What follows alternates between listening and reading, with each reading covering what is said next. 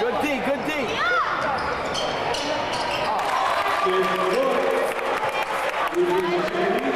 Nah, that was some bullshit we blew up, bro. It was tough, though. I like it. Okay, Red.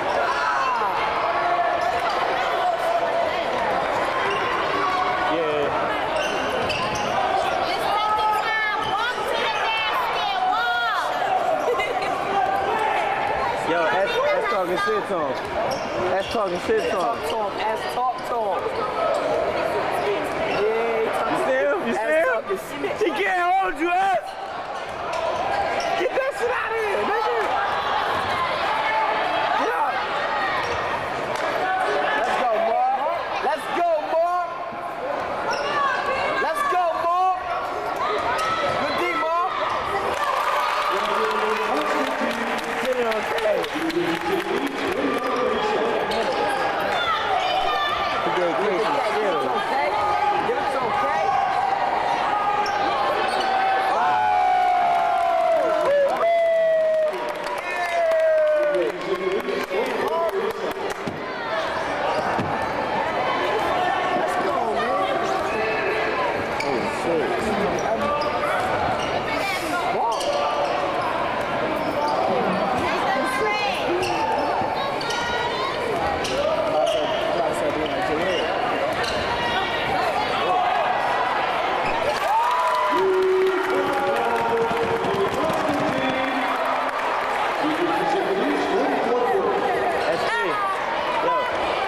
See if you behind me got an extra socket.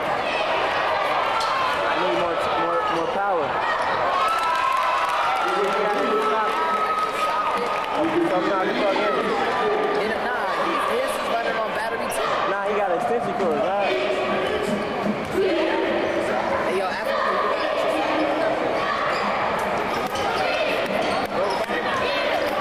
Pause it. How am I pausing in the middle of the game? 17 minutes left. Charge it up for 10 minutes.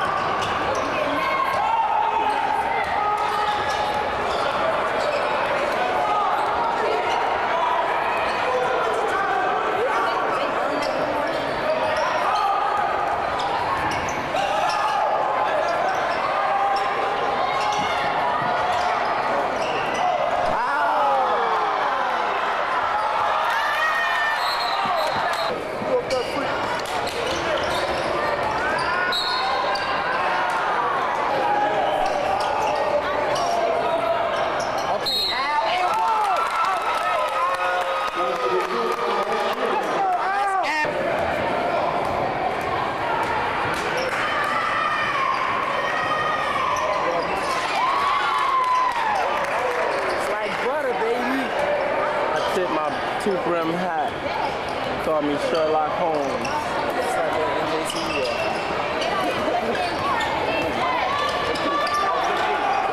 Good thing, Marc. Good thing, Marc.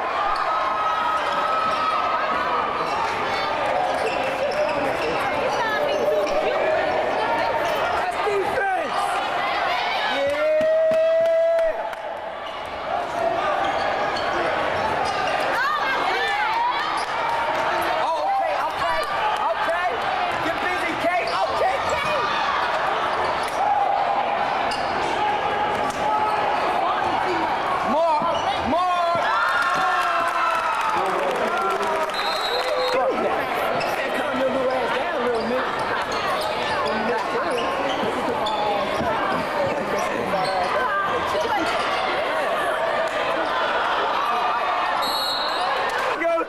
They call him tight quad. You look like him, don't you?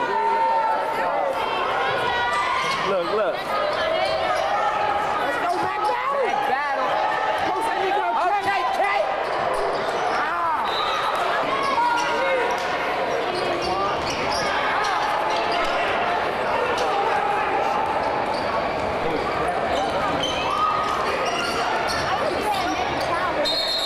Camera off.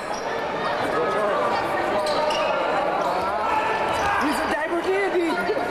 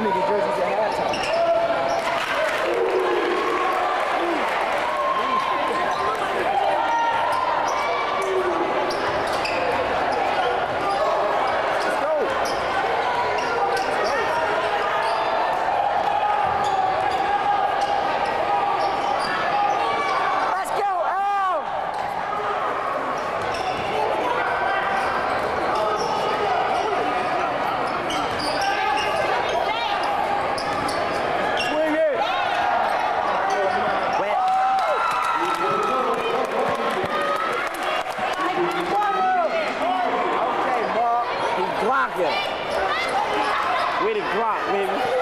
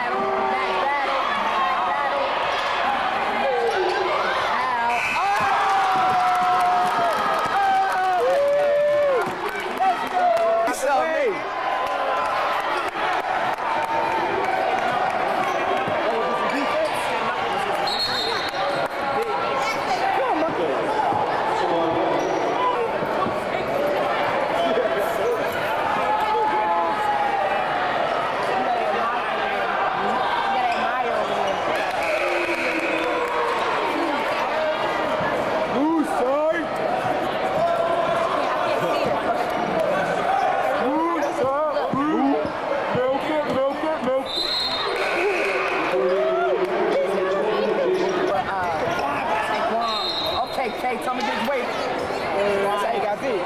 Look. Weight room! Let's go, Kay! I know one word is bomb. Let's go!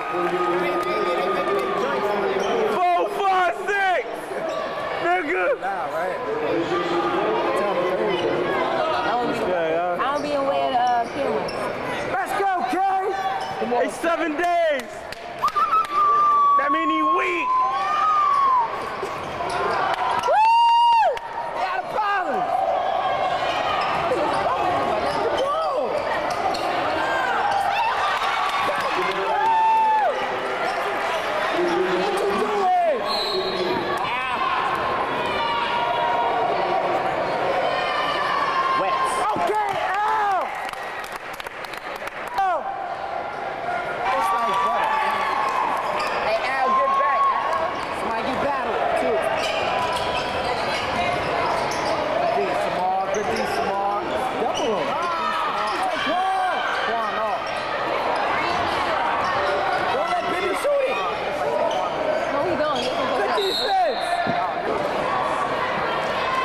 I'm sorry.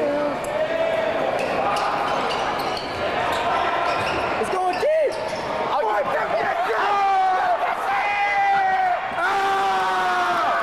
Oh, 5, 6, nigga!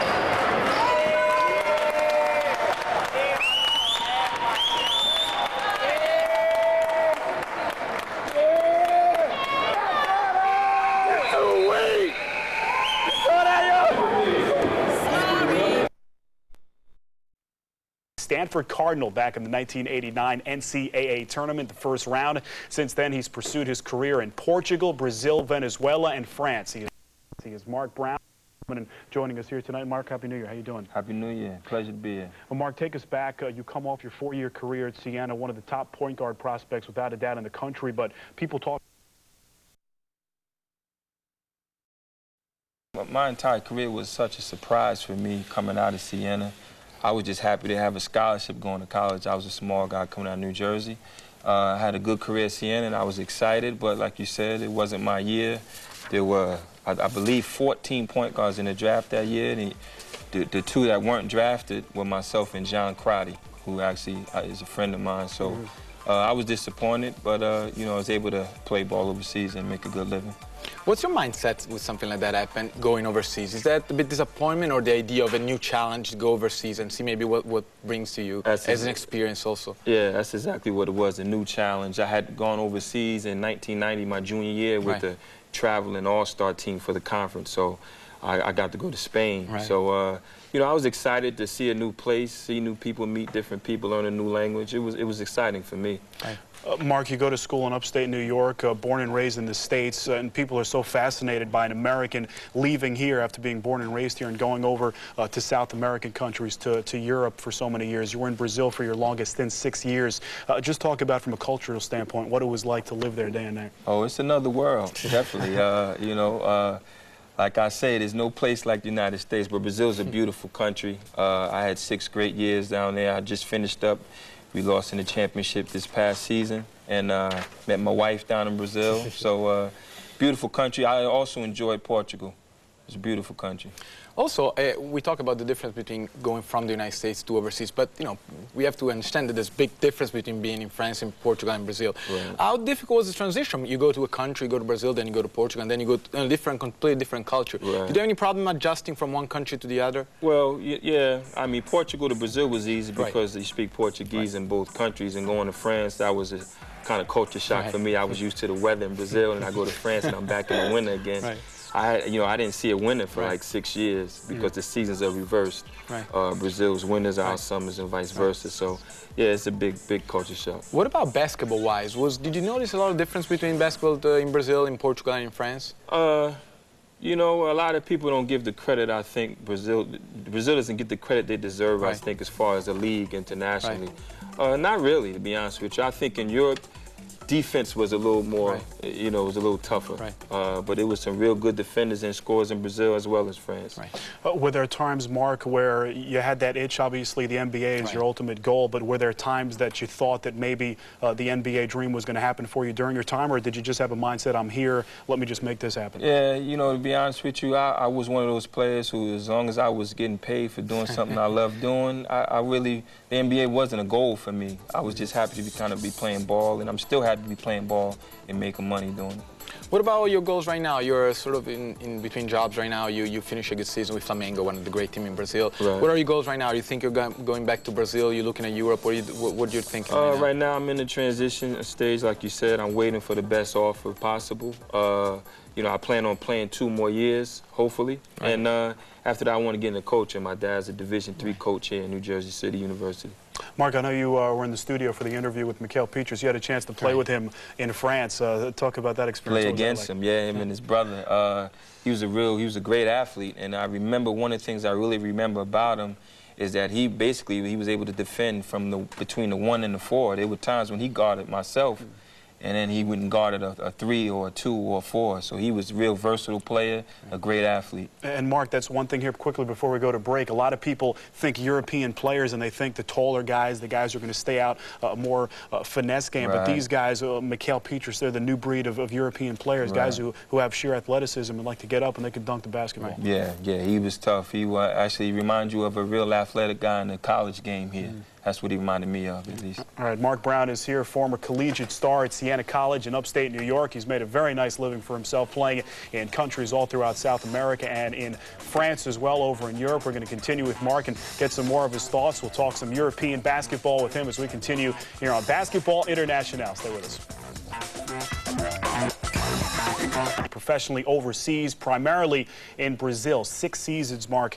As we said, you spent it in Brazil playing there differently with different professional franchises. Talk about the competition level, because Brazil is one of these countries in South America now where the popularity of basketball just continues to rise. Yeah, it's a pretty good league, pretty fast league, a lot of athletes. I believe in the past, 3 years, there's 4 players that have arrived in the NBA from Brazil. Have one of the greatest shooters in the world. They ever played basketball. In Oscar Schmidt, he played there. I played against him. Had the pleasure to play against him. It's a great league. What's happening at the grassroots level? Because it seems to me that the Brazilian Federation are really doing a good job at the grassroots level. All of a sudden, in the past 5 or 6 years, they produce so many prospects. You have Leandrinho, you have obviously Nene, you have Rejao. What do you think happened at the grassroots level that made basketball so popular and made so many NBA prospects down in Brazil? Well, they're starting off earlier. Brazil obviously is a soccer country. Right. They're starting early. I think there's a lot of opportunities for younger kids that kind of get into the gyms and learn how to play ball, and there's some pretty good coaches down there too. I think that's the key. Is it difficult, like the competition with soccer in a country like Brazil, that it's so soccer crazy? Do you think it's a difficult competition for basketball, even though they seem to do extremely well because they have so many prospects and such a good national team? Well, there's no doubt soccer's the #1 sport in that country, so it's not even close.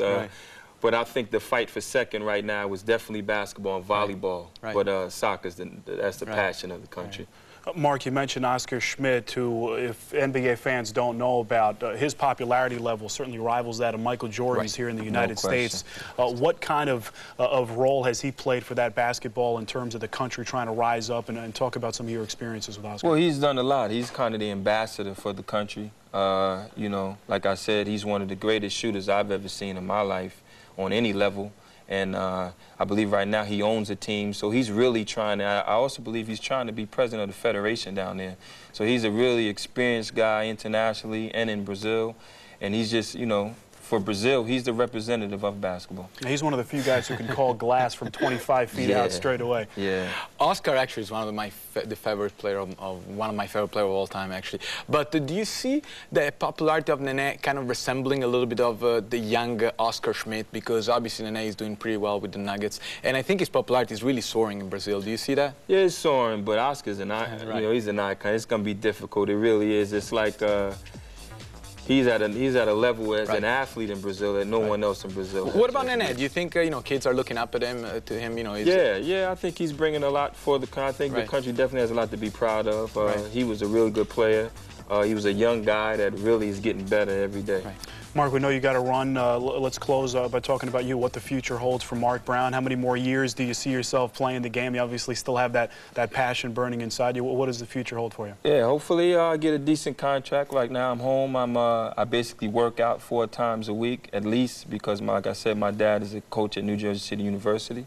And, you know, as long as I feel good, I'm going to keep it going. You know, I'm getting paid to do something I love, so I see no reason to stop. Well, we envy you. And NBA teams could always use an extra shooter, so any GMs watching, give Marc a call. And also I have to say that Marc is Larry Berg, our producer, favorite college player of all time. That's right. I promised that I mentioned, so I did mention it. Larry, big Siena guy. Marc, we appreciate you coming in and hanging out with us. Happy New Year and continued success. Happy New Year. Thank you. All right, that is Marc Brown joining us here in the studio. I want to thank him for coming in and sharing his story, an amazing story, of course, of an American playing overseas for many years.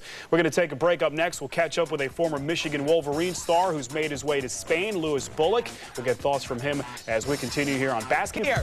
Likes to be labeled as a role model. However, Scott Stanford recently caught up with a local college coach who not only wants the title, but all of the responsibility that goes with it. And we're going to be successful. So we're going to be positive. We're going to stay successful. And we're going to win this basketball game. He's Coach Charles Brown, 23 seasons leading the New Jersey City University basketball team, leading both on the court and setting life's examples off the court for the young men on his squads. We all should be role models for these kids, and you know, they need them, especially nowadays, and so I think every coach, every person, we should be a role model not only to our children, but to everybody else's children. So. Back in December, the 62-year-old coach received the Jackie Robinson Role Model Award from the NJCU. An honor named after one of his role models. The word I use is awesome, and I say I never use awesome. And for me to be just named as a person who was considered to be in that kind of a class, it was special for me. He's just been great. That's the main reason I actually came here. It's because of Coach Brown. Just learn how to be a man, take responsibility. You know, the way he coached. It's like the old school. Coach Brown gets his kids to perform in the classroom as well. When he took over the program in the 80s, the graduation rate of the players was only 12%. The last time we checked, it was like 63%. So, you know, that was one of the main reasons why I was hired, and that makes me feel that I'm kind of doing my job. Scott Stanford, UPN 9 News. Coach Brown, the real deal. Oh, definitely. Thanks a lot, Russ. Thanks a lot, Russ. Finally. Early light snow. That moves out. L.J. Smith lost the football. The teams that are left, it's no fluke. Eagles, Patriots,